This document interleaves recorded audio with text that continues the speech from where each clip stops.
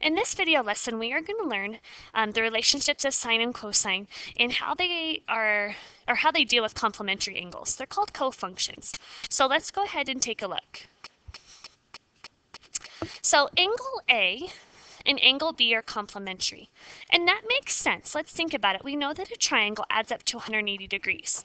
If we know it's a right triangle, then we know that angle A plus angle B has to be 90 degrees. Since I've already taken up 90 degrees with this right angle, I know the other two angles have to add up to 90. So angle A and angle B are complementary. So if they're complementary, they have this relationship when we talk about sine and cosine. So let's explore that. Angle A, so let's look at angle A. Let's find the sine of angle A. Remember sine, let's think about SOHCAHTOA. So it's SOA. I'm going to take the side opposite, which is 3, and I'm going to divide it by the hypotenuse, which is 5. Okay, now let's find the cosine of angle A. Well, if I think about SOHCAHTOA, I'm going to go ahead and take the adjacent, which is 4, divided by the hypotenuse, which is 5. Okay, well now let's go ahead and look at angle B. So looking here at angle B, I'm going to find the sine, which is the opposite. So side 4 divided by the hypotenuse, which is 5. And then to find the cosine, I'm going to take side 3, which is the adjacent, divided by 5. Well, let's look here. I see that some of my ratios are the same. I'm going to look diagonally. I get 3/5 and 3/5, and then I get 4/5 and 4/5. So what this is telling me, let's just summarize it here. The sine of angle A is the same as the cosine of angle B. I can also say that the cosine of angle A, which is 4/5, is the same as the sine of angle B. Well, that's interesting. So let's talk about what that means.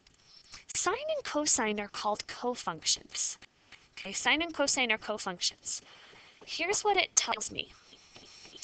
It says that sine and cosine of complementary angles are congruent.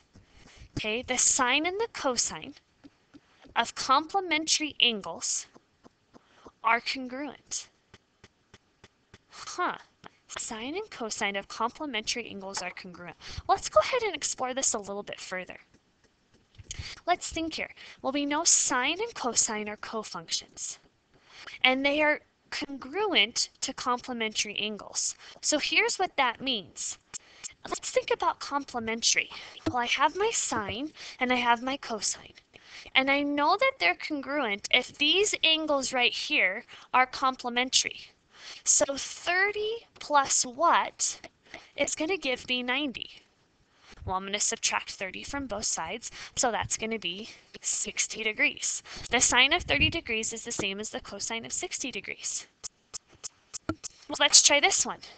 So my cosine and my sine, they're cofunctions.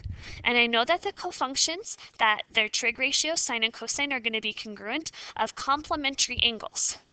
So I have to think about this 48 and this angle right here. So 48 plus what is going to give me 90? We'll go ahead and let's take 90 and we're going to subtract 48 and we end up with 42 degrees. So the cosine of 48 degrees is the same as the sine of 42 degrees. You try the last one. Pause the video and come back and let's see how you did. So I have sine and I have cosine, which are cofunctions, and I have 32 degrees. So I'm going to take 90 minus 32 to figure out what it would be congruent to. And I end up with 58 degrees.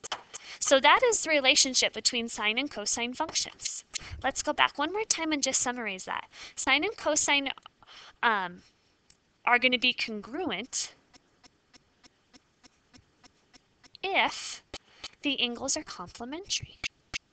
Okay, so sine and cosine of complementary angles are congruent. And there you go. Great job!